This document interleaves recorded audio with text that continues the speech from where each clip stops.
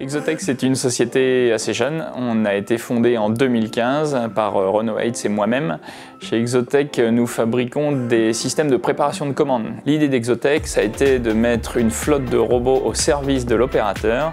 Des robots qui sont capables d'évoluer en 2 dimensions dans le stock, mais surtout à un moment d'escalader le rack et d'aller jusqu'à 10 mètres de haut pour chercher les articles et les redescendre à l'opérateur. Ce qui fait qu'on a des opérateurs qui sont beaucoup plus efficaces, ils vont aller 5 fois plus vite, et des stocks qui sont 5 fois plus denses. Première valeur, c'est Understand Customer. Donc pour bien innover, il faut comprendre quels sont les défis de nos clients, comment est-ce qu'on peut les aider à résoudre leurs besoins en prenant en compte les contraintes qu'ils peuvent avoir dans un vrai entrepôt. Donc la première chose, c'est d'aller discuter avec eux, d'être chez eux, d'être présent dans leurs entrepôts pour comprendre la façon dont ça fonctionne.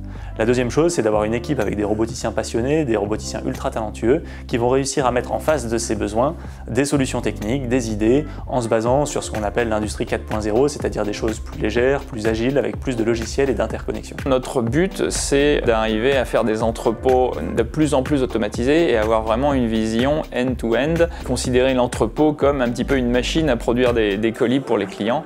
Donc on ira vers ça et on rajoutera à notre système Skypod de plus en plus de fonctionnalités pour arriver à une vision cohérente de l'entrepôt robotique.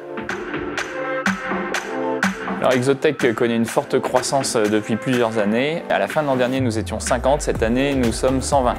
À la fin de l'année. Ça pose en effet certains challenges qu'il faut savoir gérer. D'abord, ce sont plutôt les équipes R&D qui ont grandi parce qu'il a fallu créer le système, l'inventer, le construire. Ensuite, ça a été plutôt les équipes de production. Il a fallu produire les différents éléments, puis déploiement. Et maintenant, on est beaucoup sur la maintenance. On a une base installée de 500 robots qui ont été produits qu'il faut maintenir en condition opérationnelle.